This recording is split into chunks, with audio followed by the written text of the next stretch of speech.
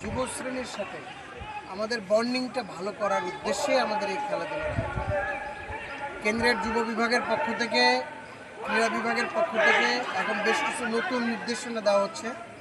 গতকালকে কিছু নির্দেশনা দেওয়া হয়েছে কেন্দ্র থেকে, সেই নির্দেশনার মধ্যেও দেখলাম খেলাধুলা আছে। এই জন্য খেলাধুলা যেহেতু রাষ্ট্রের একটা গুরুত্বপূর্ণ অংশ, গুরুত্বপূর্ণ পার্ট, সরকারের গুরুত্বপূর্ণ একটা পার্ট, এই জন্য এই পার্টটাকে আমরা বাদ দিয়ে রাষ্ট্র পরিচালনা করার চিন্তা করতে পারি না। জন্য সংগঠনের পক্ষ থেকে খেলাধুলার ব্যাপারে বিভিন্ন পদক্ষেপ নেওয়া হচ্ছে। এই খেলাধুলায় কিন্তু সবাই অ্যাক্টিভ নয়। মুরব্বী যারা আছে তারা এই খেলাধুলাকে অনেক সময় মনে করে এগুলো একেবারে সংগঠনের কাজের বাইরে, কিন্তু এখন যেহেতু সাংগঠনিকভাবে নির্দেশনা দেওয়া হচ্ছে, এটা সংগঠনের কাজ মনে করে আল্লাহর সন্তুষ্টি অর্জন করার উদ্দেশ্যে আমরা খেলাধুলায় অংশগ্রহণ করব। বিশেষ করে এখানে যারা এসছেন, আপনাদের মাধ্যমে সংশ্লিষ্ট এলাকায় ভালো প্লেয়ার যারা আছে ফুটবল বা ক্রিকেটে, তাদের সাথে যেন আপনাদের একটা বন্ডিং তৈরি হয়।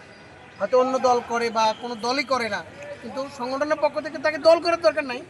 আর আমাদের সংগঠনে যে খেলাধুলার অংশ আছে, কার্যক্রম আছে, এইটা নিয়ে তাদের সাথে মতামত ব্যক্ত করবেন, মত বিনিময় করবেন, পারস্পরিক কথা বলবেন।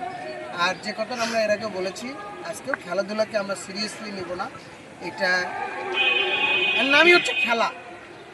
এটাকে খেলা হিসেবে নিয়ে যতটুকু শরীর চর্চা, আনন্দ, চিত্ত বিনোদন হয় এখান থেকে, সেটা আমরা নিব। কিন্তু সিরিয়াসলি কেউ কারোর সাথে বাদ বিতণ্ডা, মানে অমার্জিত শব্দ বাক্য, এগুলো আমরা কেউ উচ্চারণ করবো না। যতটুকু নিয়মকানুন আছে এটা ফলো করার জন্য চেষ্টা করব। আল্লাহ আমাদের সকলকে তৌফিক দান করুক। 21 নম্বর ওয়ার্ডকে